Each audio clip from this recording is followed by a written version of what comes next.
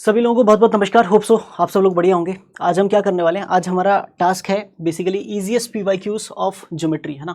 Geometry के जितने भी आसान सवाल हैं जो पिछले 3 साल में आईक्यू में पूछे गए हैं वो बेसिकली आसान सवाल आज हम क्या करेंगे, डिस्कस करेंगे। आसान सवाल मतलब ये नहीं है कि बहुत ज़्यादा बिल्कुल ऐसे लल्लू सवाल नहीं है, अच्छे सवाल ही हैं, बट हाँ वो क्वेश्चंस जो हैं वो बेसिकली बहुत आसान तरीके से बहुत कम समय में सॉल्व किए जा सकते हैं। ठीक है, कुछ क्वेश्चंस में टाइम ज़्यादा भी लगेगा, लेकिन हाँ उनमें बहुत ज़्यादा हार्ड एंड फास्ट, बहुत कोई अनूठा कोई नया कॉन्सेप्ट लगा हुआ नहीं है ना।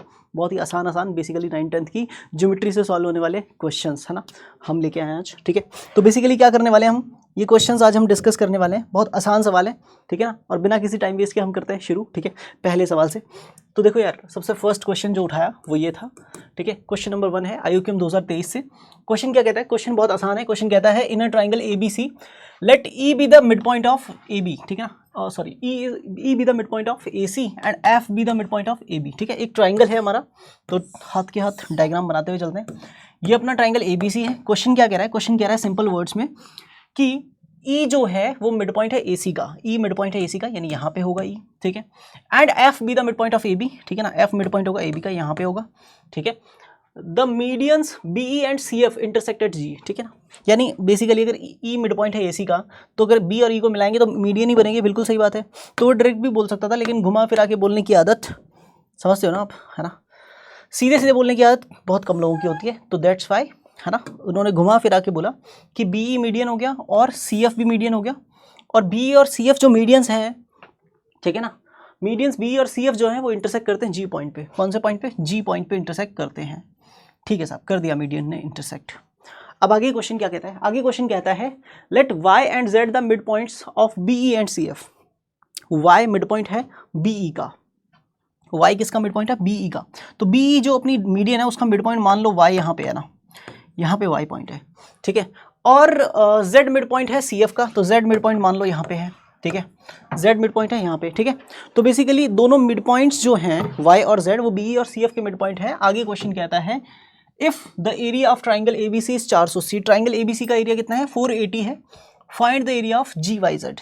GYZ को अगर मिला दें, Y और Z को अगर मिला दें तो जो ट्राइंगल GYZ बनेगा ना उसका हमें एरिया कैलकुलेट करके बताना था। बहुत आसान सवाल था ये, और इसको कैसे सॉल्व किया जा सकता है बहुत ध्यान से समझिए, बहुत ही ज़्यादा ध्यान से समझिए।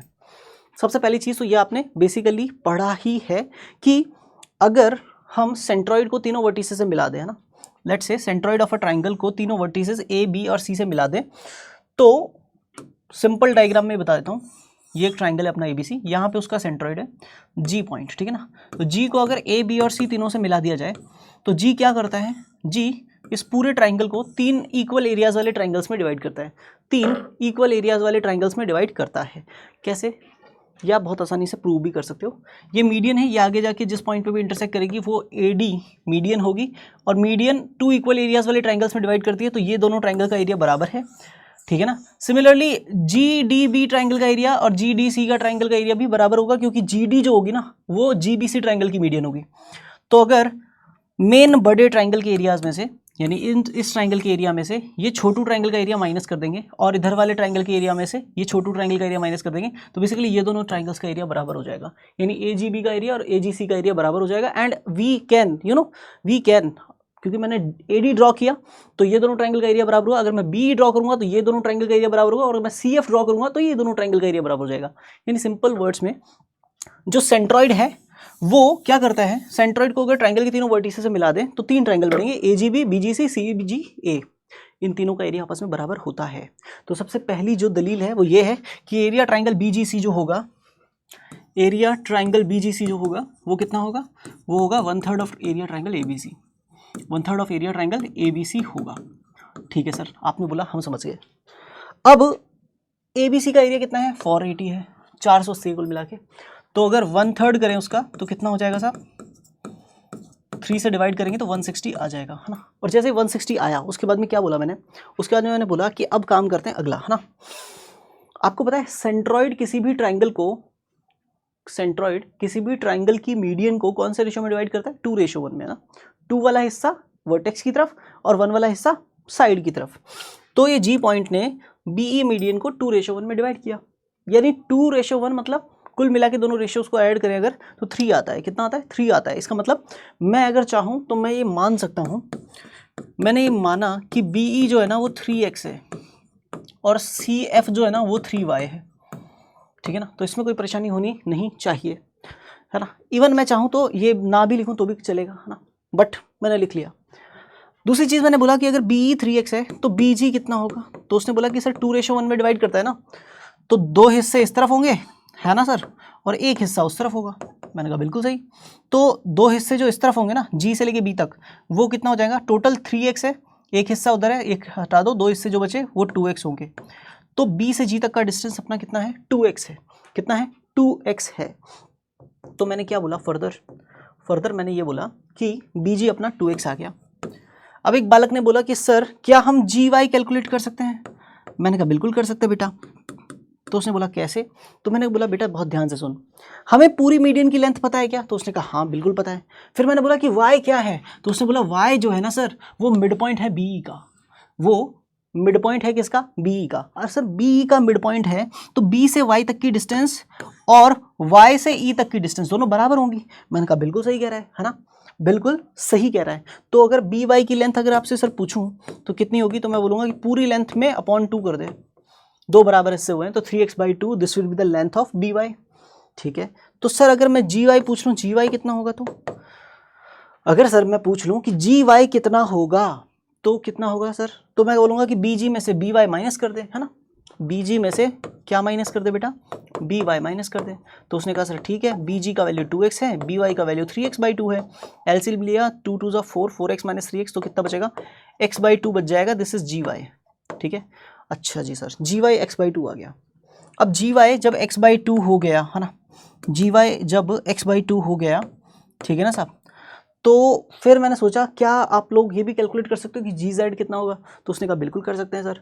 अगर आपने CF को 3y माना तो तुरंत हम ये बोल देंगे कि CG जो होगा वो 2y होगा, और तुरंत हम ये बोल देंगे कि जो CZ होगा ना वो पूरी मीडियन जो CF है उसके हाफ के बराबर होगा, यानी 3y/2 के बराबर होगा। फिर सर अगर आप पूछोगे कि GZ कितना है तो हम क्या करेंगे ना, CZ में से CG में से CZ माइनस कर देंगे। तो CG जो है हमारा 2y है, उसमें से CZ यानी 3y/2 माइनस करेंगे, तो ये 2 2 4y - 3y, this will be equal to y/2, ठीक है। तो हमारा GZ जो होगा ना वो सर y/2 आ जाएगा, ठीक है। अब क्या करें? अब एक काम कर, थोड़ा सा सोच और फिर बता कि अगर मैं बोलूं कि GY और BY का रेशो कितना है, तो उसने बोला कि सर GY और BY का रेशो है ये x/2 है और ये पूरा जो है ना वो 2x है, x/2 अपॉन में 2x, यानी इन शॉर्ट x कट के 1/4। फिर मैंने बोला कि GZ और CZ का रेशो क्या है, GZ और CZ का रेशो कितना है, तो उसने बोला कि सर GZ y/2 है, CZ जो है ना वो अपना कितना है 2y है, ठीक है। तो अल्टीमेटली सर ये 1/4 यहाँ पे भी आ जाएगा, ठीक है ना, 1/4 यहाँ पे भी आ जाएगा। मतलब GY अपॉन में BY और GZ अपॉन में CZ, GY अपॉन में BY that is equal to GZ upon में CZ, क्योंकि दोनों का वैल्यू 1/4 आ रहा है। तो हम क्या कर सकते हैं, तो हम ये लिख सकते हैं विच इम्प्लाइज दैट कि GY अपॉन में BY that is equal to GZ upon में CZ, विच इम्प्लाइज दैट कौन कौन से लाइन पैरेलल हो गए, YZ और BC पैरेलल हो गए। और सर YZ और BC पैरेलल हो गए तो आप ये भी बोल सकते हो ना कि सर ये दोनों ट्रायंगल GYZ और GBC दोनों ट्रायंगल एक दूसरे के क्या है, सिमिलर है। दोनों ट्रायंगल एक दूसरे के क्या है, सिमिलर है। और सर जैसे ही आप ये बोलोगे ना तुरंत हम अटैक कर देंगे। आप जैसे बोलोगे कि ट्रायंगल GYZ सिमिलर है GBC के, तो तुरंत हम बोल देंगे कि जब भी दो ट्रायंगल सिमिलर होते हैं तो दोनों के एरियाज का रेशो उनकी कॉरस्पॉन्डिंग साइड्स के रेशो के स्क्वायर के बराबर होता है सर। तो sir area triangle GYZ upon में एरिया ट्रायंगल GBC दोनों का रेशो जो होगा ना सर वो GY अपॉन में BY, GY अपॉन में पूरा BG है ना, BG पूरा लेंगे ना होल स्क्वायर, क्योंकि GY तो इस ट्रायंगल की साइड हो गई और BG बड़े ट्रायंगल की साइड हो गई, ठीक है। अच्छा सर अब क्या करें, GY कितना है, तो GY सर हमारा x/2 है, मैंने कहा बहुत बढ़िया। और BG कितना है, BG पूरा 2x है, BG पूरा 2x है। यहाँ पे कुछ गलत लिखते हुए आ रहे हैं, यहाँ पे कुछ गलत लिखते हुए आ रहे हैं अपन ना, यहाँ पे कुछ गलत लिखा है, सही कर देते हैं।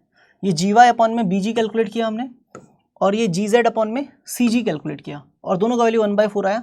That's Y G Y upon में बी जी बराबर जी जेड अपॉन में सी जी। ठीक है, इसलिए ये दोनों लाइंस पैरेलल हो गई है ना। कन्वर्स ऑफ बीपीटी है ना, लिखने में गलती हुई, कोई दिक्कत नहीं, माफी। जी वाई की जगह x/2 रखेंगे, बी जी की जगह पे कितना रखेंगे 2x रखेंगे, यहाँ पे है ना।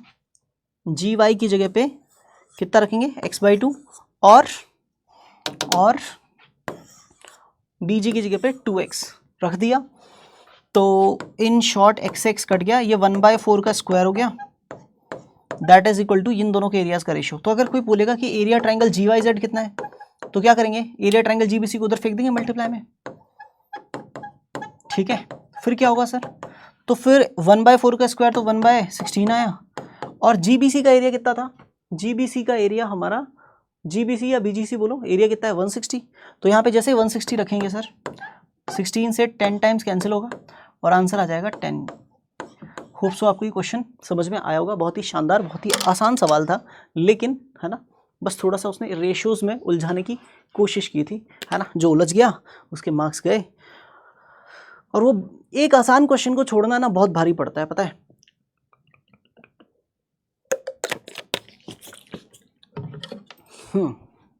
एक आसान क्वेश्चन को एग्जाम में छोड़ देना बहुत भारी पड़ता है। क्यों? क्योंकि आसान क्वेश्चन सब कर रहे हैं और एक टफ क्वेश्चन को कर देना, आसान क्वेश्चन करने के साथ साथ अगर आपने एक टफ क्वेश्चन सेलेक्ट करके सॉल्व कर दिया तो आपने अपने सिलेक्शन की उम्मीदें जो है ना वो 200% कर दी, यानी आपने डबल एफर्ट लगा दिया।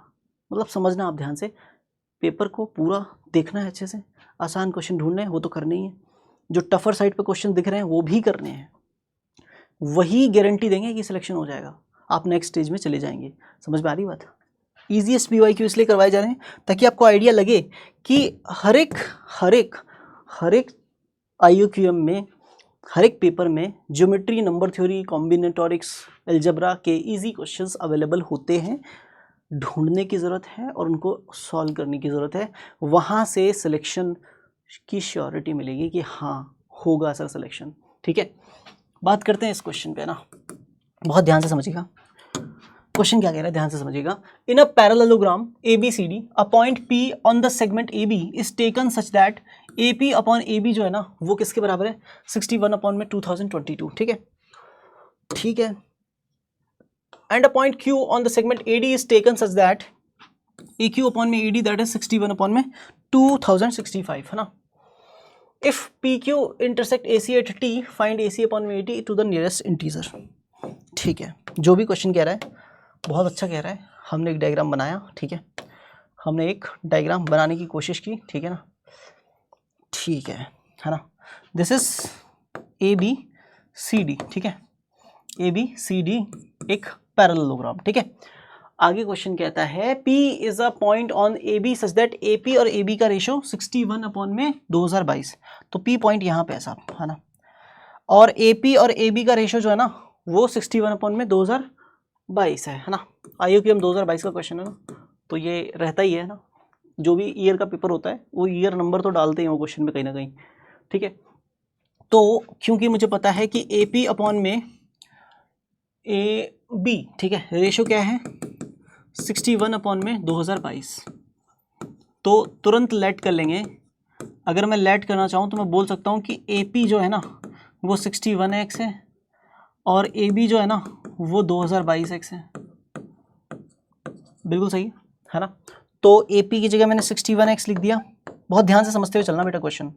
AB की जगह मैंने 2022x लिख दिया, ठीक है, अच्छा जी। और क्योंकि ये पैरेललोग्राम है, पैरेललोग्राम की क्या खास बात होती है, अपोजिट साइड्स आर इक्वल, है ना। तो अगर AB का लेंथ 2022x है तो DC का लेंथ कितना होगा सर, ये भी 2022x होगा। मैंने कहा बहुत ही शानदार, अति उत्तम। अब क्या करें, अब उसने बोला कि sir Q on segment AD, Q जो है वो AD के ऊपर है, कहाँ पे है, सच दैट AQ और AD का रेशियो 61 अपॉन 2065 सॉरी।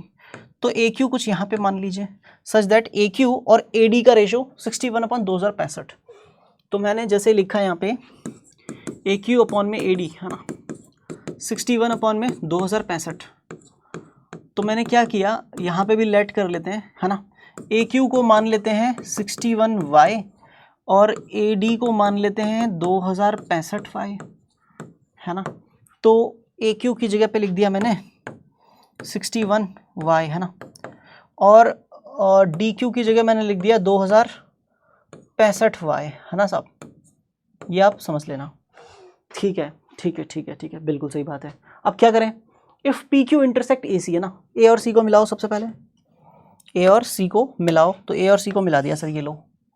ठीक है, अब क्या करें, अब पी और क्यू को अगर आप मिलाते हो ना, पी और क्यू को अगर आप मिलाते हो ना, मैंने इसको मिला के एक्सटेंड कर दिया, पता नहीं क्यों, आई डोंट नो। ठीक है, बट ये आप समझिए कि पी क्यू और ए सी को ज्वाइन किया, तो उसको पी क्यू ने कौन से पॉइंट पे इंटरसेक्ट किया साहब, टी पॉइंट पे इंटरसेक्ट किया।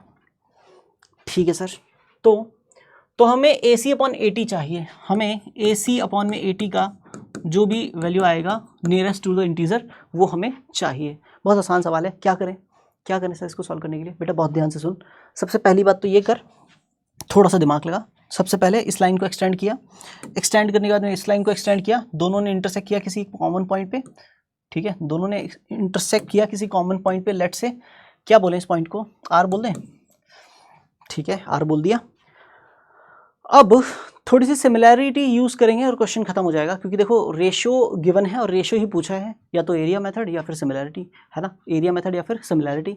तो सिमिलैरिटी से चलते हैं। सबसे पहले मैंने बोला कि दो ट्राइंगल सिमिलर दिख रहे हैं, कौन कौन से triangle, triangle A P Q जो है ना, ए पी क्यू जो ट्राइंगल है वो सिमिलर है साहब, है ना, ए पी क्यू जो ट्राइंगल है वो सिमिलर है, और डी आर क्यू के, है ना, डी आर क्यू के सिमिलर है, डी आर क्यू के सिमिलर है। क्यों है सिमिलर, क्योंकि देखो यार सबसे पहली बात तो ये पैरेललोग्राम था, तो अपोजिट साइड्स तो पैरेलल होंगी, क्योंकि मैंने इस साइड को इधर एक्सटेंड किया है, तो ये लाइन और ये लाइन तो पहले से पैरेलल थी, तो ये दोनों लाइंस पैरेलल हैं ऑलरेडी। ठीक है ना, तो ये एंगल और ये एंगल बराबर होंगे ऑल्टरनेट इंटीरियर एंगल्स की वजह से, साथ ही साथ ये वाला एंगल और ये वाला एंगल भी बराबर होंगे ऑल्टरनेट इंटीरियर एंगल की वजह से। तो मैं सीधी भाषा में ये बोल सकता हूँ कि ट्राइंगल ए पी क्यू और डी आर क्यू दोनों सिमिलर हैं। दैट्स वाई जो रेशो ए क्यू और डी क्यू का रहेगा, जो रेशो ए क्यू और डी क्यू का रहेगा, ए क्यू और डी क्यू का रहेगा ना, लिख देते हैं, ए क्यू और डी क्यू का जो रेशो रहेगा ना सर, वो रेशो किसके बराबर रहेगा, वो रेशो ए पी और डी आर के रेशो के बराबर रहेगा, ए पी और डी आर के रेशो के बराबर रहेगा। मैंने कहा बहुत सही, बहुत ही बढ़िया। फिर उस बालक ने कहा कि सर ए क्यू की वैल्यू रखो, ए क्यू कितना है, तो मैंने कहा ए क्यू 61y है, तो उसने ए क्यू की जगह 61y लिख दिया। फिर उसने बोला सर डी क्यू कितना है, तो मैंने कहा यार यहाँ पे लिखने में गलती हुई अपने से ना, ए क्यू अगर 61y था तो ए डी अपना 2065y था ना, तो इस लाइन को थोड़ा सा एक्सटेंड करते हैं ना, ठीक है ना, इस लाइन को थोड़ा सा एक्सटेंड करते हैं ना, ये बेसिकली यहाँ तक का है ना, ठीक है ना, 2065y पूरा है ना। अगर मुझे डी क्यू चाहिए, सिर्फ डी क्यू, तो मैं क्या करूँगा, 2065y जो है ना पूरा, ए डी जो है उसमें से ये 61y माइनस कर दूंगा, तो 2004y बचेगा। ठीक है, 2004y बचेगा, तो डी क्यू की जगह लिख दिया 2004y। ठीक है sir, that is equal to A P, A P कितना है, ए पी है 61x। ठीक है, और डी आर कैलकुलेट कर सकते हैं यहाँ से हम, तो डी आर को इधर फेंक दिया, है ना, डी आर को इधर फेंक दिया। एक बच्चे ने बोला सर y से y कैंसिल, 61 से 61 कैंसिल, तो डी आर इधर आ गया, 2004 उधर चला गया, तो 2004x हो गया सर डी आर का वैल्यू। मैंने कहा बहुत ही शानदार, डी आर कितना हो गया, 2004x। ठीक है, अब क्या करूँ सर इसके बाद एक काम कर, दो ट्राइंगल और सिमिलर कर, क्वेश्चन खत्म कर। तो उसने बोला सर कौन से, मैंने कहा ए टी पी ट्राइंगल है ना, ओ टी पी नहीं ए टी पी है ना, triangle A T P triangle है ना, ये ट्राइंगल किसके सिमिलर है, A T P triangle similar है सी टी आर के, है ना, सी टी आर ट्राइंगल के सिमिलर है। अब क्या करूँ, जब दोनों ये ट्राइंगल सिमिलर हैं तो मैं ये बोल सकता हूँ कि साइड्स का रेशियो कैसा होगा, प्रोपोर्शनल होगा, यानी ए पी और सी आर का जो रेशियो है, यहाँ से देख, ए पी और सी आर का जो रेशियो है ना, वो रेशियो किसके बराबर होगा, वो बराबर होगा सर ए टी और सी टी के रेशियो के। मैंने कहा बहुत सही, अब क्या करें, तो उसने कहा सर ए पी की वैल्यू रख दो, ए पी की वैल्यू कितनी है, मैंने कहा 61x, डायग्राम से दिख रही है ना, ए पी 61x, और सी आर कितना होगा, तो भाई 2004x ये और 2022x ये, दोनों को जोड़ देंगे तो 4026x हो जाएगा। ठीक है sir, that is A T upon C T, but मुझे क्या चाहिए उसका भी ध्यान रखना, x काट दिया, मुझे ए सी अपॉन में ए एफ लिखा हुआ है यार, ए सी अपॉन में क्या चाहिए मुझे, ए सी अपॉन में 80 चाहिए, AC अपॉन में 80 चाहिए ना, ठीक है। 80 तो दिख रहा है, AC नहीं दिख रहा, क्या करें, रेसिप्रोकल करके 1 ऐड करो, है ना। तो दोनों साइड्स का रेसिप्रोकल किया तो 4026 ऊपर आ गया, 61 नीचे आ गया, that is equal to CT ऊपर आ गया, 80 नीचे आ गया, इधर भी 1 ऐड किया, इधर भी 1 ऐड किया, पता नहीं क्यों किया, पता नहीं ना, ध्यान से सुन।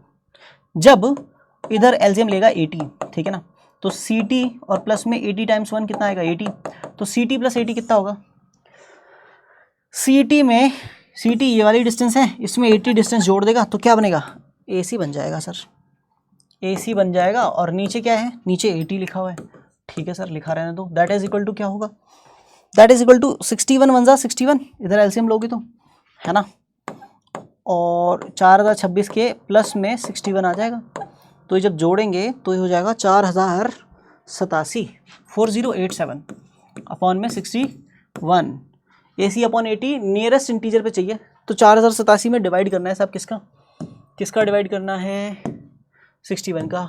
डिवाइड करने की बिल्कुल इच्छा नहीं है, तो 4087 में डिवाइड कर लिया साहब, ठीक है ना, 61 का, ठीक है, 67 आंसर आ गया। तो भाई इसका आंसर आ गया 67, this is the correct answer for this problem. Hope so आपको ये क्वेश्चन समझ में आया होगा, बहुत ही शानदार, बहुत ही बेसिक चीज़ें लगी इसमें, सिमिलैरिटी लगी, है ना, और उसके अलावा क्या लगा, बस सिमिलैरिटी तो लगी, और क्या है, ले दे के कुछ नहीं है सिमिलैरिटी के अलावा। तो बहुत आसान सवाल था साहब ये IUQM 2022 का। बात करते हैं अगले सवाल पे, है ना, ये एक और कम जहरीला सवाल है ना, जहरीले ज़्यादा तो नहीं है ना, बहुत कम जहरीला सवाल है। इन अ ट्रेपेजॉइड ABCD, है ना, एक ट्रेपेजॉइड है ABCD, ठीक है, the internal bisector of angle A intersect the base BC और it's extension at the point E। जैसे इसने बोला ना बेस BC, ट्रेपेजॉइड में दो साइड्स बेस का काम करती हैं और दो साइड्स लेग्स का काम करती हैं, या फिर ये समझ लो कि दो साइड्स बेस जो हैं, जो दो साइड्स बेस होने का नाटक कर रही हैं, वो बेसिकली उस ट्रेपेजॉइड की पैरेलल साइड्स होती हैं। ट्रेपेजॉइड मतलब ट्रेपेजियम, ठीक है। तो पहले एक ट्रेपेजियम बनाते हैं, ठीक है ना, पहले एक ट्रेपेजियम बना लिया जाए। बन गया सर ट्रेपेजियम, अब आगे क्या कहना चाहते हो सर ये बताओ। ट्रेपेजियम बन गया, इस ट्रेपेजियम ABCD में BC बेस है, BC क्या है, बेस है, और एंगल A का बाइसेक्टर जो है वो बेस BC को पॉइंट E पे कट करता है।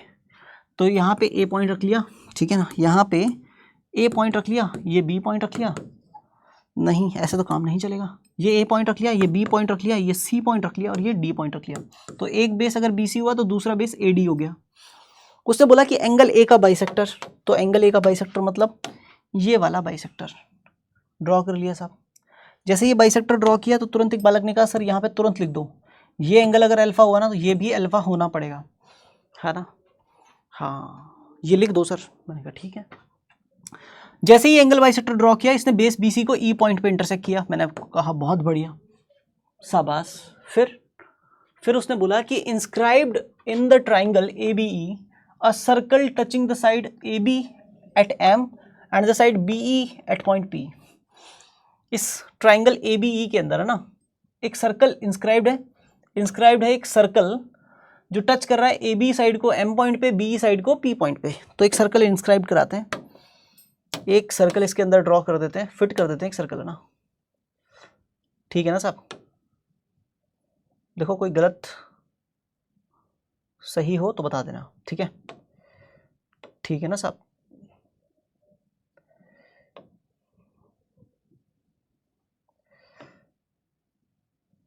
चलिए साहब, है ना, चलिए। तो बेसिकली ABE ट्राइंगल के अंदर एक इनसर्कल ड्रॉ कर दिया, और ये इनसर्कल क्या कर रहा है, touching side AB at M, AB side को कहाँ पे टच कर रहा है, M पॉइंट पे, and side BE at point P, तो BE साइड को कौन से पॉइंट पे टच कर रहा है, P पॉइंट पे। आगे क्वेश्चन कहता है फाइंड द एंगल DAE, कौन सा एंगल, कौन सा DAE एंगल DAE मतलब है हमारे लिए अल्फा, DAE एंगल का मतलब है अल्फा चाहिए, अल्फा क्या है वो चाहिए हमें, ठीक है। अच्छा, बस हमें ये पता है कि AB और MP का रेशो 2 है, AB अपॉन MP करेंगे अगर तो कितना आ जाएगा, 2 आ जाएगा। तो हमने कहा ठीक है, चलिए सॉल्व करना शुरू करते हैं। क्योंकि सबसे पहली बात ABCD क्या है, एक ट्रेपेजियम है, तो AD वाली साइड और BC वाली साइड दोनों क्या होंगी बेटा, एक दूसरे के पैरेलल साइड्स होंगी, दोनों एक दूसरे की क्या होंगी, पैरेलल साइड्स होंगी, क्योंकि ट्रेपेजियम के एक pair of opposite sides parallel होता है। तो अगर ये एंगल अल्फा है तो ये एंगल को भी क्या होना पड़ेगा, अल्फा होना पड़ेगा। मैंने कहा कोई बात नहीं, कोई बात नहीं, ये टचिंग पॉइंट M था, ये P था, तो इस पॉइंट को Q मान लेते हैं थोड़ी देर के लिए ना। फिर आपने पढ़ा होगा, क्या पढ़ा होगा कि बेसिकली किसी भी सर्कल के ऊपर एक्सटर्नल पॉइंट से ड्रॉ की जाने वाली टेंजेंट की लेंथ बराबर होती है, क्योंकि इन सर्कल के लिए ट्राइंगल की तीनों साइड्स क्या हैं, टेंजेंट है। तो अगर ये वाली टेंजेंट की लेंथ y होगी तो ये भी y होगा। तो उसने कहा बिल्कुल सही है सर। फिर मैंने बोला कि अगर ये वाली डिस्टेंस को आप x बोलोगे ना, तो ये वाली डिस्टेंस को भी मैं ऑटोमेटिकली x बोल दूंगा। उसने कहा बिल्कुल सही है सर। फिर मैंने बोला कि क्योंकि एंगल BAE जो है ना और एंगल BEA जो है दोनों बराबर हैं। क्यों है, क्योंकि ये भी अल्फा है और ये भी अल्फा है। तो आपको ये पता होगा कि AB और BE दोनों साइड्स बराबर हो जाएंगी। क्यों, क्योंकि अगर एक ट्राइंगल की दो साइड्स बराबर होती हैं, कब, जब उनके अपोजिट वाले एंगल बराबर होते हैं। तो अपोजिट वाले एंगल बराबर हैं तो साइड्स भी बराबर हो जाएंगी। तो साइड्स बराबर होने के बाद मैंने बोला कि AB और BE बराबर हो जाएंगे। अगर AB और BE बराबर है ना सब, तो AB का लेंथ कितना बोला मैंने, x प्लस वाई, और BE का लेंथ मैंने क्या बोला, B में से BP तो y है और प्लस में PE है, तो y प्लस PE लिख दिया। तो एक बालक ने बोला सर y से y कैंसिल, PE का लेंथ, y से y कैंसिल, PE का लेंथ x हो जाएगा। मैंने कहा बहुत सही। जैसे ही PE का लेंथ x हो जाएगा, यहाँ पे x लिख दिया, तो ये वाला पार्ट x हुआ तो ये वाला पार्ट भी x हो गया। फिर एक बालक ने कहा सर ध्यान से सुनिए, क्वेश्चन में जो गिवन है ना उसका आप प्रयोग नहीं कर रहे हैं। मैंने कहा क्या प्रयोग नहीं कर रहे हैं बताओ। तो उसने कहा सर ये जो गिवन है ना इसका आप प्रयोग करिए। मैंने कहा बात तो सही कह रहा है लड़का, है ना, बात तो लड़का सही कह रहा है। तो मैंने इस्तेमाल करना शुरू किया इसका। मैंने बोला कि भाई AB अपॉन में MP कितना है, 2 है। फिर मैंने बोला यार AB की लेंथ कितनी है, तो उसने बोला सर A और B को, A से B तक की डिस्टेंस x प्लस वाई है, तो सर यहाँ पे x प्लस वाई लिख दो, और सर इक्वल टू 2 MP को इधर ले आओ, फिर 2 को डिवाइड में फेंक दो। तो यहाँ से आपको पता चल जाएगा कि MP की length x plus y upon 2 है। मैंने कहा बहुत सही। फिर वो बालक यहीं नहीं रुका, उसने बोला कि सर सिमिलैरिटी भी लग रही है। मैंने कहा क्या सिमिलैरिटी लग रही है बेटा बता। तो उस बालक ने बोला कि सर जैसे ही आप M और P को मिलाओगे ना, then you will realise that कि जो BM अपॉन MA है ना, जो BM अपॉन में MA है, ठीक है ना साहब, जो BM अपॉन में MA है वो y अपॉन x है। मैंने कहा बहुत सही। और सर जो BP अपॉन में PE है वो भी y अपॉन x है। मैंने कहा बहुत सही। तो ये क्या इंप्लाई करता है कि BM upon MA that is equal to BP upon में PE। ये क्या इंप्लाई करता है कि ये कन्वर्स ऑफ BPT लगाई जा सकती है। और कन्वर्स ऑफ BPT लगाई जाए अगर, तो क्या पता चलेगा, ये पता चलेगा कि MP जो है ना वो पैरेलल है AE के। ये इंप्लाई करेगा कि MP जो है वो पैरेलल है किसके साथ, AE के पैरेलल है। अब जब MP AE के पैरेलल है तो मैं क्या बोल सकता हूँ कि ये दोनों ट्राइंगल BMP किसके सिमिलर है साहब, BMP ट्राइंगल सिमिलर हो जाएगा किसके साथ, BMP ट्राइंगल सिमिलर हो जाएगा BAE ट्राइंगल के, BAE ट्राइंगल के सिमिलर हो जाएगा। क्यों सिमिलर हो जाएगा, क्योंकि भाई ये दोनों लाइंस अगर पैरेलल ना, तो ये एंगल अगर अल्फा है तो ये भी अल्फा होगा कॉरस्पॉन्डिंग एंगल, ये एंगल अगर अल्फा है तो ये भी अल्फा होगा कॉरस्पॉन्डिंग एंगल्स। ओके, आपने बोला सर हमने मान लिया। मैंने कहा बहुत बढ़िया, मान लिया तो बहुत ही खुशी की बात है, क्योंकि ये दोनों ट्राइंगल्स सिमिलर हैं तो साइड्स का रेशियो प्रोपोर्शनल होना ही चाहिए। तो मैंने बोला कि जो रेशो BM और BA का रहेगा, जो रेशो BM और AB का रहेगा, वही रेशो PM और AE का रहेगा। तो एक बालक ने कहा बिल्कुल सही है सर। तो फिर मैंने BM की जगह पे लिखा y, है ना, और AB की जगह पे लिखा, AB की जगह लिखा x प्लस वाई, ठीक है ना साहब। That is equal to PM की जगह पे क्या लिखा, PM की जगह पे PM की वैल्यू कितनी है यहाँ पे से x प्लस वाई अपॉन 2, तो यहाँ पे x प्लस वाई अपॉन में 2 अपॉन का 2 नीचे भेज दिया, और मल्टीप्लाई में AE की लेंथ कितनी है, A से E तक की लेंथ कितनी है, तो उसने बोला x प्लस एक्स कितना होता है सर। मैंने कहा 2x होता है, तो यहाँ पे लिख दिया 2x। अब क्या करें, क्रॉस मल्टीप्लाई कर देंगे। तो यहाँ से एक बहुत ही शानदार रिलेशन मिल गया हमें। क्या रिलेशन मिला सर? रिलेशन ये मिला कि ये 2 × 2 4x जब y से मल्टीप्लाई होंगे तो इधर तो आ जाएगा 4xy, ठीक है ना साहब, दैट इज इक्वल टू, और x प्लस वाई जब x प्लस वाई से मल्टीप्लाई होगा तो क्या आएगा, तो आएगा x प्लस वाई का होल स्क्वायर, ठीक है। अब क्या करूँ सर, अब 4xy को एज इट इज रख, ठीक है ना साहब, और x प्लस वाई का होल स्क्वायर एक्सपैंड करेगा तो ये आएगा x square plus y square plus में 2xy। अब आप क्या करोगे, 4xy इधर आके 2xy में से माइनस करवाओगे तो माइनस का 2xy बचेगा, यानी क्या बचेगा, x square plus y square minus 2xy बच जाएगा, और दैट इज इक्वल टू कितना होगा, 0 होगा सर। अगर ये 0 के बराबर है तो इन तीनों को पैक करेंगे तो क्या बनेगा, तो उसने कहा x माइनस वाई का whole square that is equal to 0। And जैसे ही x माइनस वाई का होल स्क्वायर 0 के बराबर तो x माइनस वाई भी 0 के बराबर। एंड एक बच्चा बोलेगा सर इसका मतलब है x और y दोनों बराबर हैं, और सर अगर x और y एक दूसरे के बराबर हो जाएं तो क्या होगा, तो मैंने कहा बेटा ध्यान से सुन, अगर ये x है और ये भी x हो जाए, ये y है ये भी x हो जाए, तो ये बात सुन, ये साइड कितनी हो जाएगी, x प्लस एक्स 2x, ये साइड भी 2x और ये साइड भी 2x, तो ये इंप्लाई करेगा कि triangle ABE became equilateral triangle ना, या फिर हमें अभी पता चला है, ये ऑलरेडी था कि triangle BAE is equilateral triangle, ठीक है ना, ये एक इक्विलेटरल ट्राइंगल था। और जैसे ही पता चला तो इक्विलेटरल ट्राइंगल का हर एक एंगल कितना होता है, 60 डिग्री का होता है, तो एंगल BEA कितने का होगा, then it implies that angle BEA कितने का होगा, BEA that is equal to alpha that is equal to angle DAE that is equal to कितना हो जाएगा साहब, 60 डिग्री का हो जाएगा। कितने का हो जाएगा, 60 डिग्री का हो जाएगा, क्योंकि इक्विलेटरल ट्राइंगल का हर एक एंगल कितने का होता है, 60 डिग्री का होता है, ठीक है। तो इस क्वेश्चन का आंसर आ गया अपना 60।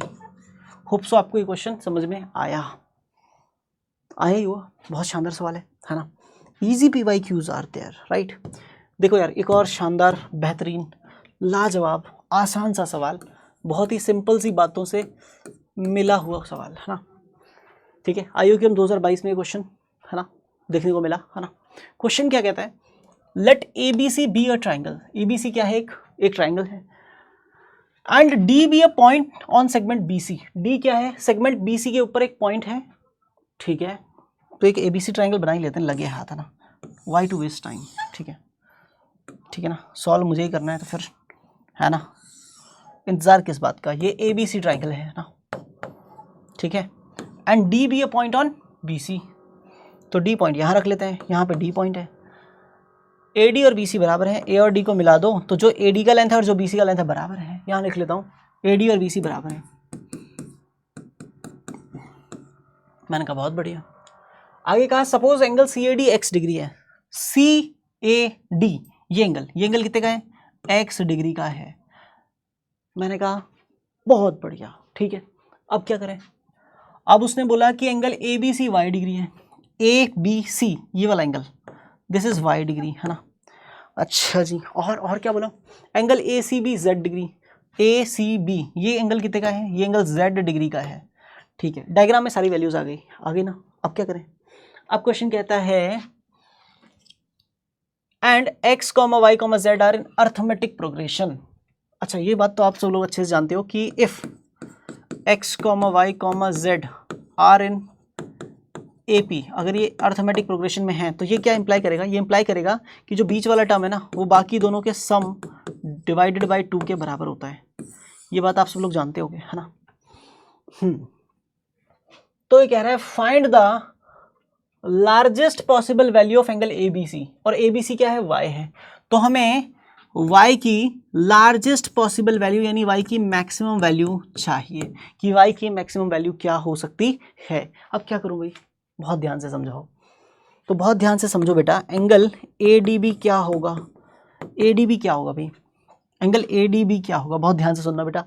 ADB जो है वो ट्राइंगल ADC का एक्सटीरियर एंगल है, तो वो इंटीरियर टू अपोजिट एंगल्स के सम के बराबर यानी x प्लस z डिग्री के बराबर होगा, ठीक है सर, आप कह रहे तो मान लेते हैं।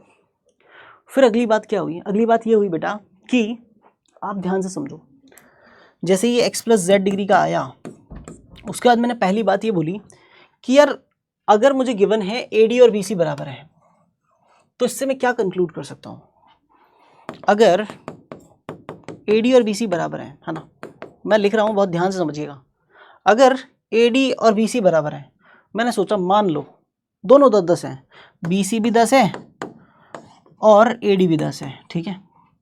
अब मेरा आपसे सवाल क्या कि BD AD के बराबर होगा या BD AD से छोटा होगा कि BD AD से बड़ा होगा, क्या लगता है? क्योंकि BC पूरा 10 था, उसी का एक छोटा पार्ट BD है, छोटा पार्ट है। BC और AD बराबर थे, अगर BC का ही कोई छोटा पार्ट की बात करूंगा तो वो हमेशा AD से भी क्या रहेगा, छोटा ही रहेगा, ठीक है ना साहब। तो यहाँ से समझदारी की बात यह है कि अगर AD और BC बराबर है तो ये इंप्लाई करता है कि BC का एक छोटा पार्ट BD जो होगा, है ना, वो बेसिकली छोटा होगा किससे, AD से। मैंने कहा बिल्कुल सही, BD जो होगा वो छोटा होगा किससे, AD से। मैंने कहा बिल्कुल सही। और फिर उसी के बाद एक बच्चे ने बोला कि सर ऐसे तो फिर मैं ये भी बोल सकता हूँ कि y जो था ये y equal to x plus z upon 2 था, तो 2 को अगर इधर फेंक दें तो 2y that is equal to x plus z है, ठीक है ना। x प्लस जेड मतलब कौन सा एंगल, ADB, कौन सा एंगल, x प्लस जेड मतलब एंगल ADB, और 2 एज इट इज y का मतलब एंगल ABC, है ना, एंगल ABC। तो सर अगर ध्यान से डायग्राम में देखें और उस इक्वेशन को देखें तो इक्वेशन के हिसाब से एंगल ABC का डबल करोगे ना तब एंगल ADB के बराबर आएगा। यानी दोनों में से बड़ा कौन हुआ, ABC एंगल और ADB एंगल में से बड़ा कौन हुआ, बड़ा हुआ एंगल ADB, क्योंकि वो जो है ना वो 2y के बराबर है, इसके डबल के बराबर है, यानी इससे इसके सिंगल से तो बड़ा ही है ना। तो यहाँ से ये चीज़ समझ में आई कि अगर मैं ये बोल रहा हूँ कि 2 times angle ABC equal to angle ADB, तो ये इंप्लाई करता है कि एंगल ADB जो है ना वो बड़ा है या एंगल ABC जो है वो छोटा है किससे, एंगल ADB से। और जैसे ही आपने ये लिखा तो आपको ये पता है कि बड़े एंगल के सामने वाली साइड बड़ी होती है, छोटे एंगल के सामने वाली साइड छोटी होती है ना, किसी भी एक ट्रायंगल में। तो ABD ट्रायंगल में आपको ये पता है कि ADB बड़ा एंगल है तो उसके सामने वाली साइड AB बड़ी हो जाएगी, है ना। वो बड़ी किससे हो जाएगी साहब, ABC एंगल के सामने वाली साइड वो है AD से, तो AD से बड़ी हो जाएगी, ठीक है। अभी ये जो इनइक्वालिटी लिखी थी यहाँ पे फर्स्ट वाली और सेकंड वाली, इनको मर्ज किया जा सकता है कैसे। यहाँ पे लिखा हुआ है कि BD से बड़ा है AD, है ना, और वहाँ पे लिखा हुआ है AD से बड़ा है AB, है ना। तो इन तीनों को मर्ज करके ये पता चल गया, इन तीनों को मर्ज करके ये पता चल गया, है ना। तो यहाँ से एक चीज़ जो क्लिक हुई ना दिमाग में, वो ये क्लिक हुई कि इस ट्राइंगल ABD की सबसे छोटी साइड कौन है, वो है BD, है ना। Then it implies that shortest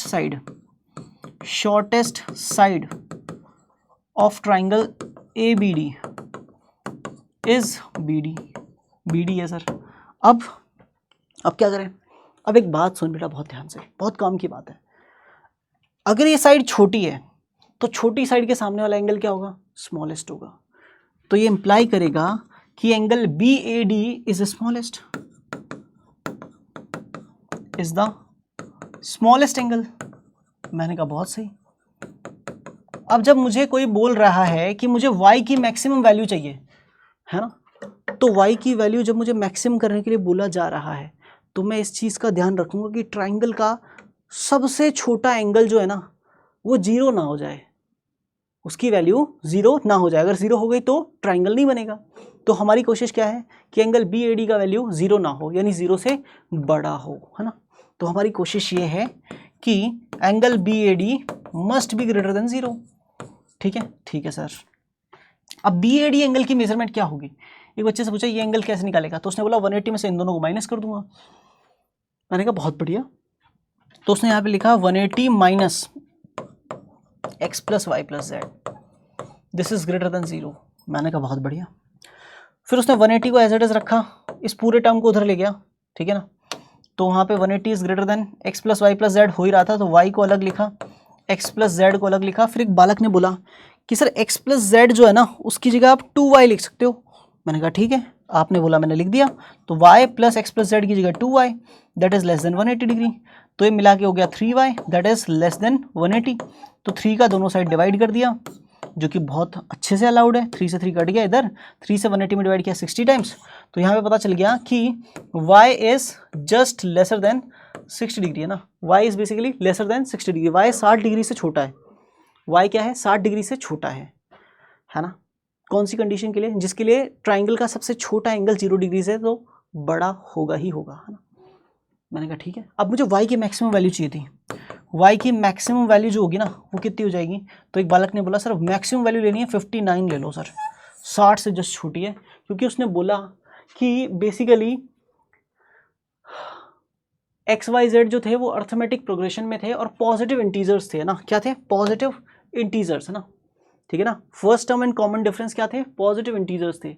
तो सर हमें पॉजिटिव इंटीजर लेना है और 60 से छोटा लेना है, तो 60 से छोटा मैक्सिमम इंटीजर कौन है? तो बोला 59 है। तो इस क्वेश्चन का आंसर आ गया 59। बहुत ही आसान सवाल, है ना, बहुत ज़्यादा मजदूरी नहीं थी, बस थोड़ा सा दिमाग लगाने की ज़रूरत थी।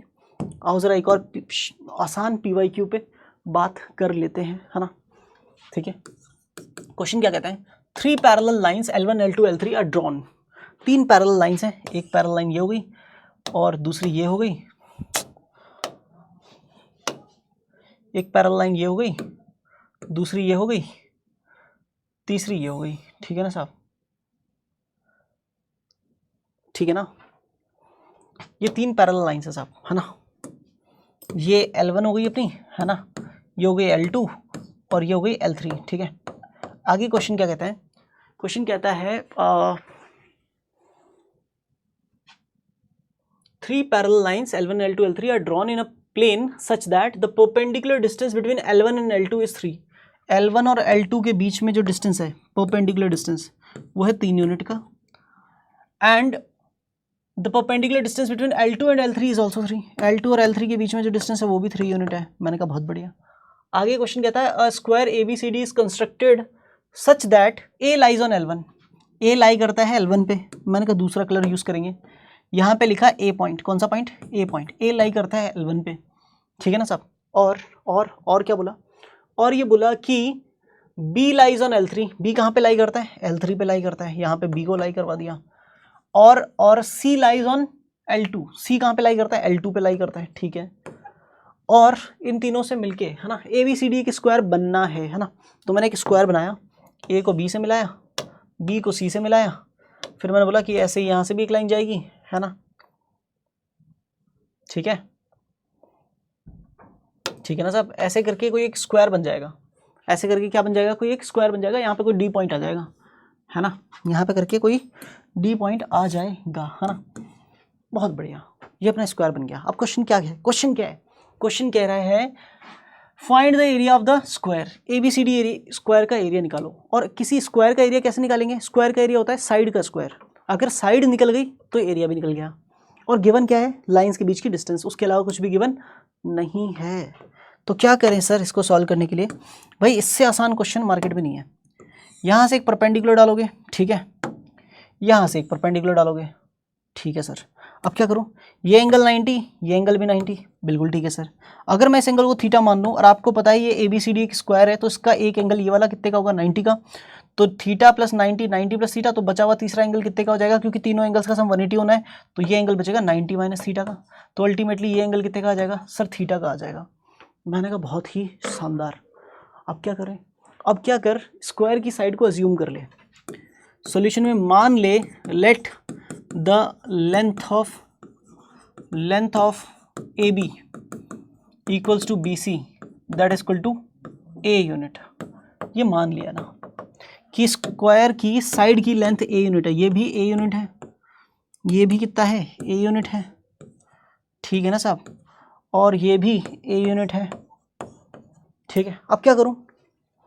अब यहाँ पे M पॉइंट बोल दो इसको और यहाँ पे N पॉइंट बोल दो। मैंने 2 राइट एंगल ट्राइंगल पे चर्चा शुरू की।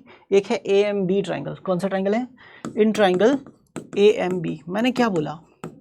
मैंने ये बोला कि AMB ट्राइंगल में बेटा हमें ये डिस्टेंस पता है कितनी है ओवरऑल ये डिस्टेंस। तो उसने बोला 6 यूनिट, 3 + 3 6 हो गया ये पूरा। तो AM 6 है, AB A है, तो ये परपेंडिकुलर है इस थीटा के हिसाब से और ये हाइपोटेन्यूस है। तो परपेंडिकुलर अपॉन हाइपोटेन्यूस क्या होता है? परपेंडिकुलर अपॉन हाइपोटेन्यूस क्या होता है? साइन थीटा होता है सर। तो साइन थीटा की वैल्यू निकाल ले। तो उसने साइन थीटा की वैल्यू निकाली, तो उसने बोला कि सर परपेंडिकुलर की जगह आ जाएगा 6 और हाइपोटेन्यूस की जगह आ जाएगा A। तो साइन थीटा का वैल्यू 6/A हो गया। मैंने कहा बहुत बढ़िया।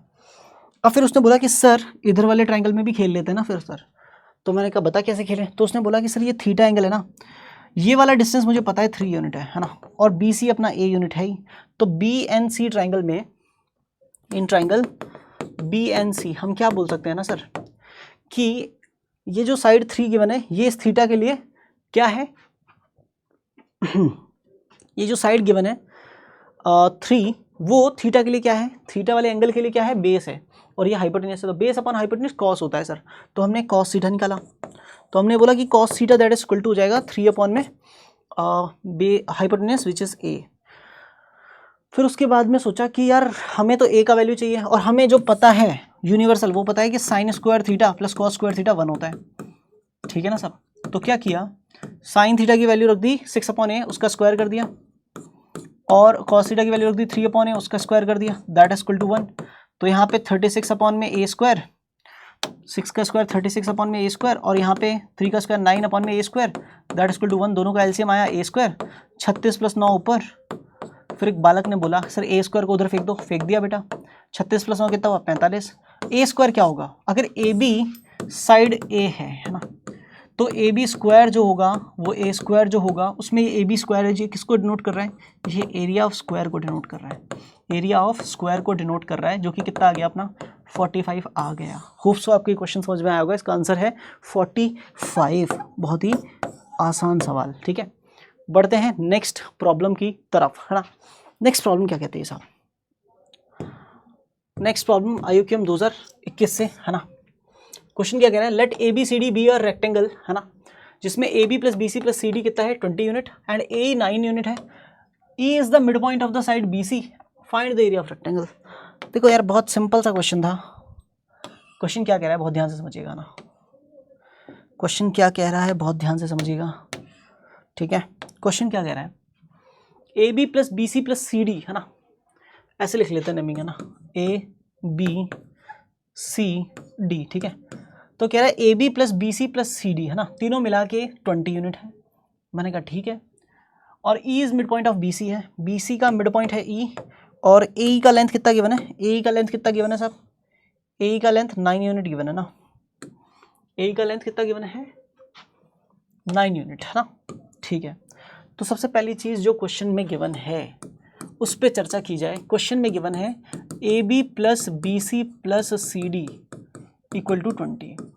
देखो यार बहुत ध्यान से समझना दोस्तों, रेक्टेंगल जो है उसकी अपोजिट साइड्स लेंथ में बराबर होती हैं, और हर एक इंटीरियर एंगल 90 डिग्री का होता है।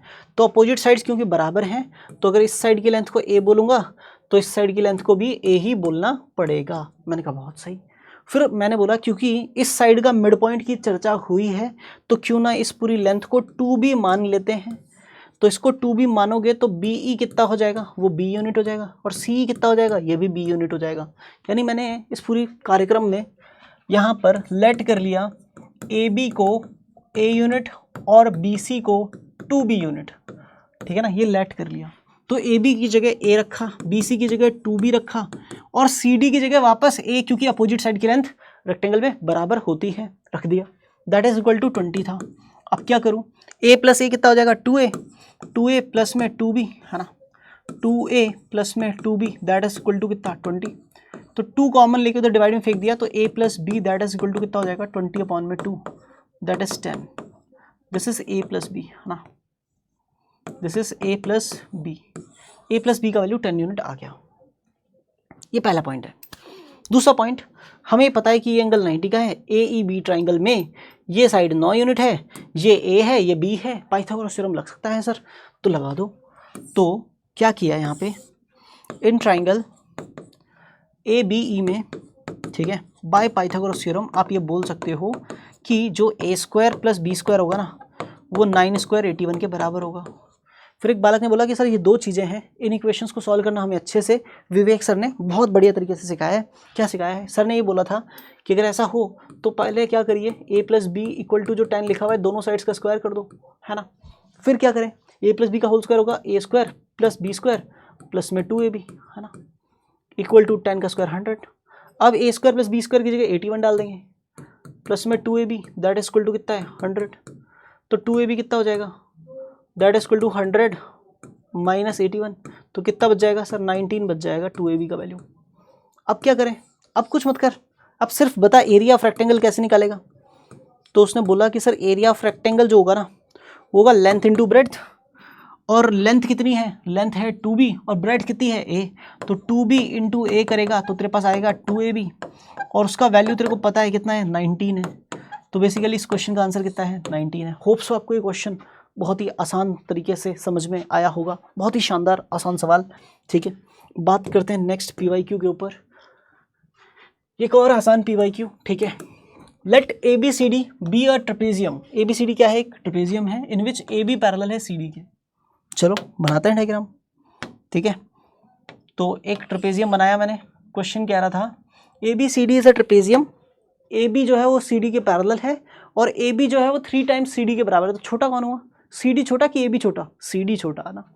तो CD यहाँ पे लिख लेते हैं, है ना, AB यहाँ पे लिख लेते हैं। ठीक है, तो ABCD एक ट्रेपेजियम हो गया अपना ये, ठीक है ना, और AB जो है वो CD के 3 गुने के बराबर है।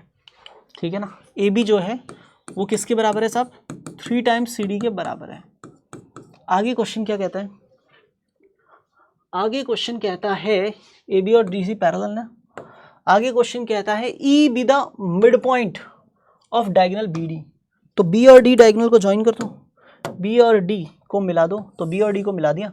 इसका मिड पॉइंट कौन है, इसका मिड पॉइंट कौन है, इस BD डायगोनल का मिड पॉइंट कौन है, E पॉइंट है। ठीक है, तो आगे कहता है if this ABCD is equal to n times CD, है ना, बड़ा ब्रैकेट एरिया को रिप्रेजेंट करता है, तो इसको पढ़ेंगे area ABCD that is equal to n times area CDE। CDE को मिला दो, तो CDE को मैंने मिला दिया। फिर मैंने बोला कि ABCD जो पूरा ट्रेपेजियम है ना उसका एरिया CDE ट्राइंगल के एरिया के n टाइम्स के बराबर है। तो what is the value of n, यहाँ पे ब्रैकेट गामा जो है वो डिनोट करता है area of the geometrical figure gamma. ठीक है, इसको रिप्रेजेंट करता है। ठीक है, सबसे पहली चीज़ मान ली कि अगर मैं इन दोनों पैरेलल लाइंस के बीच की डिस्टेंस, परपेंडिकुलर डिस्टेंस को अज्यूम करूं, ठीक है ना, इन दोनों पैरेलल लाइंस के बीच की परपेंडिकुलर डिस्टेंस को अगर मैं अज्यूम करूं तो मान लेता हूं कि ये h होगी, ये डिस्टेंस कितनी होगी, h होगी। ठीक है, अच्छा, तो फिर अगर मैं पूछूं कि एरिया ऑफ ट्रेपेजियम ABCD क्या होगा, ट्रेपेजियम ABCD क्या होगा, तो एक बालक बोलेगा सर हमें पता है half into sum of parallel sides का लेंथ यानी AB plus CD into distance between them that is h, और हमें ये भी पता है सर AB जो है ना वो 3 CD के बराबर है, तो AB की जगह 3 CD लिख दो, तो हाफ AB की जगह 3 CD प्लस में CD इंटू में h, तो बेसिकली ये 4 CD हो जाएगा, तो half 4 times CD into h हो जाएगा, ये एरिया हो जाएगा ABCD का। मैंने कहा बहुत बढ़िया। फिर मैंने बोला चुपके से यहाँ पे कैलकुलेट करके बता एरिया ट्राइंगल BCD क्या हो जाएगा, एरिया ट्राइंगल BCD क्या हो जाएगा, तो उसने बोला सर हाफ इंटू बेस तो हो जाएगा CD, और हाइट जो होगी ना वो जो ये हाइट है ना वही हाइट यहाँ पे भी होगी, तो हाइट हो जाएगी h, तो ये एरिया ट्राइंगल BCD हो गया। फिर मैंने कहा अगर E मिड पॉइंट है BD का यानी ये दोनों डिस्टेंस बराबर हैं, तो उसने कहा बिल्कुल, तो यानी CE जो है वो मीडियन है, CE क्या है, मीडियन है, मीडियन है किसका, ऑफ ट्राइंगल BCD का। ठीक है, अगर CE मीडियन है तो वो BCD ट्राइंगल को इक्वल 2 एरियाज वाले ट्राइंगल्स में डिवाइड करेगी, है ना, यानी एरिया ट्राइंगल CED जो होगा वो बराबर होगा एरिया ट्राइंगल BEC के, और वो दोनों बराबर होंगे half of area triangle BCD के। होगा कि नहीं होगा, तो आप बोलोगे बिल्कुल होगा सर। तो मैंने कहा ठीक है, अब एक काम कर लेते हैं ना, BCD का जो एरिया था ना उसकी वैल्यू डाल देते हैं यहाँ पे, तो हाफ इंटू BCD की जो एरिया की वैल्यू थी half into CD into h वो यहाँ रख देते हैं, ठीक है ना, और ये एरिया ट्राइंगल CDE है ना, CED है ना, दैट इज इक्वल टू कितना है 1/2 इंटू 1/2 विच इज़ 1/4, 4 को इधर फेंक देंगे तो 4 टाइम्स एरिया CED जो है ना वो CD इंटू h के बराबर है, ये याद रहे। अब यहाँ पे वैल्यू डाल देते हैं, तो 2 से 4 को 2 टाइम्स कैंसिल किया तो यहाँ पे 2 CD इंटू h बचा, और CD इंटू h की जगह 4 टाइम्स एरिया CED लिख देंगे, तो 2 इंटू CD इंटू h की जगह लिख देंगे 4 टाइम्स एरिया ट्राइंगल CED, तो 4 2 आ गया 8, तो 8 टाइम्स एरिया CED जो है वो बराबर है एरिया ABCD के। तो हमें क्वेश्चन कह रहा था कि जो एरिया ABCD है वो कितने टाइम्स है, वो है n टाइम्स एरिया CED के, बट हमने चेक किया तो 8 निकल के आया। इसका मतलब n का वैल्यू कितना है, 8 है। This is the correct answer for this problem. Hope so आपको ये क्वेश्चन समझ में आया होगा। ईजीएस्ट PYQ में IUQM 2021 का सवाल, ठीक है। होप सो ये क्वेश्चन आपको समझ में आया होगा। चलिए अगर मैं बात करूं एक और आसान सवाल की, है ना, तो आसान सवाल है ये, ठीक है, आप सब लोग जानते ही होंगे इसको, ठीक है। ये क्वेश्चन क्या कहता है, given a pair of consecutive circles, है ना, given a pair of consecutive circles, है ना, कॉन्जिक्यूटिव नहीं है, कॉन्सेंट्रिक है, सॉरी मैंने गलत पढ़ा। Given a pair of concentric circles, है ना। कॉन्सेंट्रिक सर्कल क्या होता है, दो सर्कल्स या दो या उससे ज़्यादा सर्कल्स जिनका सेंटर जो है वो सेम हो, रेडियस डिफरेंट हो, सेंटर सेम हो और रेडियस डिफरेंट हो। एक ही सेंटर लेके अगर मैं दो सर्कल ड्रॉ करूं अलग अलग रेडियस के, तो दोनों सर्कल होंगे कॉन्सेंट्रिक सर्कल, जो कि ये दोनों हैं, ठीक है ना साहब। आगे कहता है chords AB BC CD and so on of the outer circle are drawn such that they all touch the inner circle. जितनी भी AB BC CD and so on outer circle की जो हमने कॉर्ड्स ड्रॉ की हैं वो छोटे वाले सर्कल को भी टच कर रही हैं, ठीक है।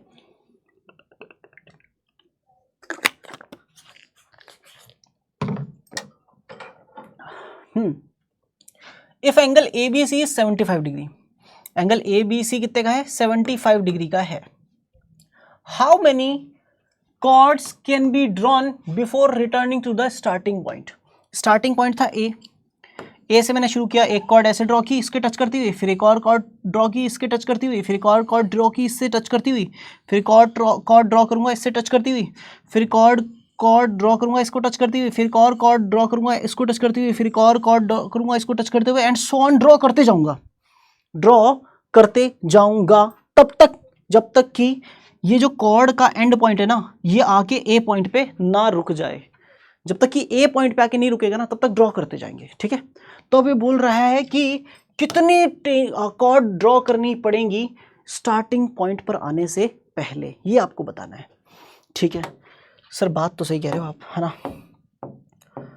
क्या करें इस क्वेश्चन के लिए, तो मैंने कहा भाई बहुत ध्यान से समझना, कुछ छोटी छोटी मगर मोटी बातें हैं। सबसे पहली बात, क्योंकि अगर अंदर वाले सर्कल की रेडियस को मैं R बोल दूं और हर एक कॉर्ड अंदर वाले सर्कल को टच करके जा रही है और अंदर वाले सर्कल की रेडियस R है, यानी हर एक कॉर्ड की इस सर्कल के दोनों में से किसी भी सर्कल को मान लो, किसी भी सर्कल के सेंटर से जो डिस्टेंस है वो R है। हमेशा हर एक कॉर्ड की डिस्टेंस कितनी है, R है ना।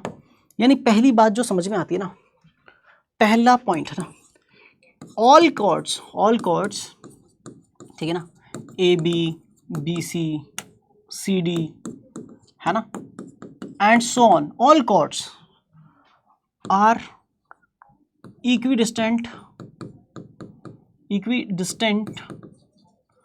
from O as all are tangents to the inner circle, है ना। So all chords are equal, ठीक है। पहली बात ये, क्योंकि सारी की सारी कॉर्ड्स अंदर वाले सर्कल को टच करके जा रही हैं और अंदर वाला सर्कल जो है उसकी रेडियस स्मॉल r यूनिट है, तो जहाँ पे वो टच कर रहे होंगे वहाँ से अगर पॉइंट ऑफ कांटेक्ट वाली रेडियस ड्रॉ करूंगा तो हर एक कॉर्ड की सेंटर से जो डिस्टेंस है वो अंदर वाले सर्कल की रेडियस के बराबर यानी स्मॉल r के बराबर आएगी। हर एक कॉर्ड सर्कल के सेंटर से इक्विडिस्टेंट है and chords which are equidistant from centre of the circle are equal in length. That's why सारी कॉर्ड्स AB BC CD DE जो जितनी भी कॉर्ड आप ड्रॉ करोगे सारी कॉर्ड की लेंथ बराबर होगी, और जब सारी कॉर्ड की लेंथ बराबर होगी then it implies that they subtend equal angles at the centre, they subtends equal angles at the centre,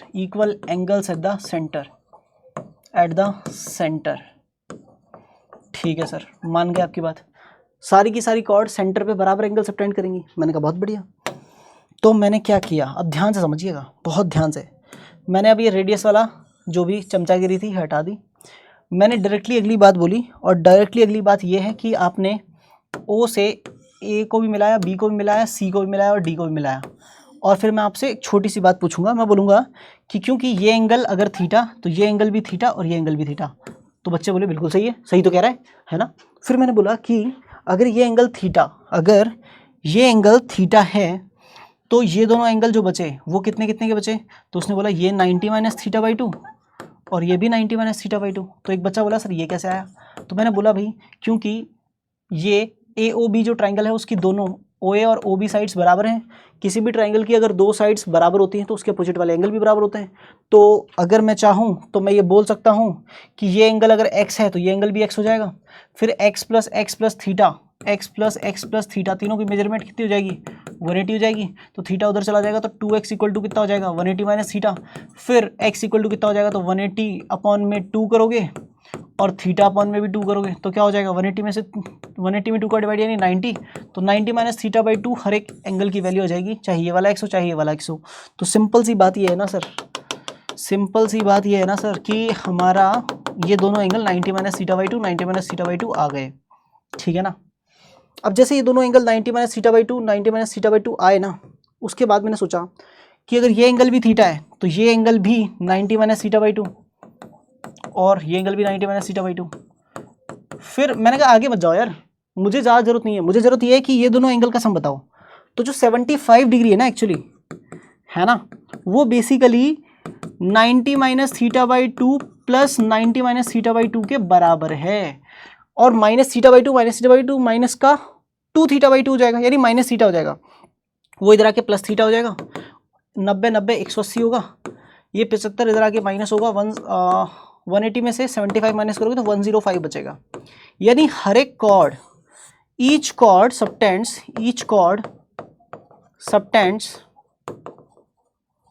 ठीक है ना, each chord subtends 105 degree at the centre. फिर एक बच्चे ने बोला कि सर पहली कॉर्ड ने यहाँ पर अब वापस से मिटा दिया। मैंने बोला ये कॉर्ड 105 सबटेंड किया, ये कॉर्ड 105 सबटेंड किया, ये कॉर्ड 105 सबटेंड किया। बताओ ये पॉइंट यहाँ पे कब आता, डी पॉइंट ए पे आ जाता। अगर क्या हुआ होता, अगर यहाँ पे पहली कॉर्ड ने जो एंगल सबटेंड किया, दूसरी ने जो सबटेंड किया और तीसरी ने जो सबटेंड किया, तीनों एंगल्स का सम अगर 360 हो जाता तो ये तीनों से मिलके बनने वाला एंगल कंप्लीट एंगल हो जाता। तो ये डी और ए पॉइंट कोइंसाइड कर जाते, क्या कर जाते, कोइंसाइड कर जाते। लेकिन अभी तो नहीं कर रहे। क्यों नहीं कर रहे, अभी इसलिए नहीं कर रहे सर क्योंकि तीनों एंगल्स का सम 360 नहीं हुआ। तो क्या करना पड़ेगा, तो देखना पड़ेगा 360 में से कितना कम है, ठीक है। या फिर क्या कर सकते हैं, या फिर एक और कॉर्ड बना लो, है ना, एक कॉर्ड और बना ली, ठीक है ना साहब। ये मान लो डी कॉर्ड है ना, इसने कितना एंगल और सबटेंड कर लिया, इसने और 105 सबटेंड कर लिया ना। तो मैंने सोचा sum of angles subtended by 4 chords,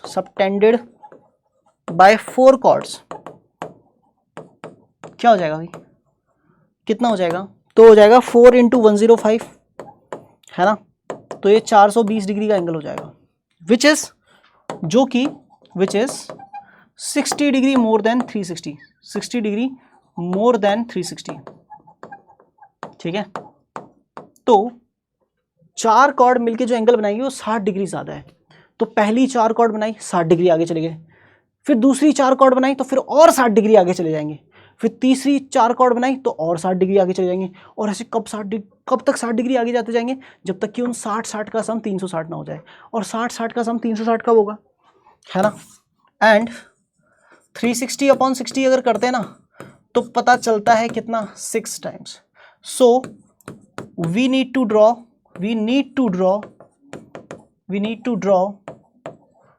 4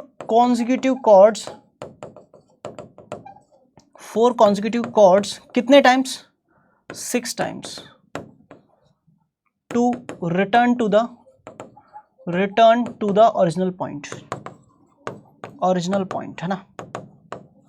so total cord कितनी हुई, टोटल नंबर ऑफ कॉर्ड कितनी हुई साहब, वो हो गई 6 into 4 which is 24 chords. Hope so आपको ये क्वेश्चन समझ में आया होगा। बहुत ही शानदार बेहतरीन सवाल, जिसमें हमने क्या किया, ये पता किया कि यार ये कॉर्ड कितनी ड्रॉ करें कि वापस इनिशियल पॉइंट पे आ जाए किसी कॉर्ड का एंड पॉइंट। हाँ, और ये कैसे पता चला कि डिफ्लेक्शन कितना आ रहा है? हर 4 कॉर्ड पे हम 60 डिग्री आगे चले जा रहे हैं। तो हम 4 कॉर्ड के कितने पेयर बनाए? तो मैंने जितना आगे जा रहे थे, जितना डिफरेंस बन रहा था ना, उस डिफरेंस से 360 में डिवाइड किया तो पता चला 6 बार डिफरेंस चाहिए 360 बनाने के लिए। तो 6 पेयर बनाने पड़ेंगे 4 कॉर्ड्स के। तो 4 × 6 कितनी कॉर्ड आई? 24 कॉर्ड आई जो बनानी पड़ेंगी, जिससे कि हमारा पूरा कंप्लीट है ना कॉर्ड्स का आगे चल के किसी एक कॉर्ड का and point initially A point पे आ जाए जहाँ से हमने कॉर्ड ड्रॉ करना शुरू किया था। होप सो आपको ये क्वेश्चन समझ में आया होगा। ठीक है, बहुत ही बेहतरीन ये सवाल, और ईजीएस्ट PYQ में इतने ही सवाल है ना, और करते रहिए अच्छे क्वेश्चन सॉल्व। आज के लिए इतना ही। Thanks to all of you. Thank you, bye bye, have a nice day.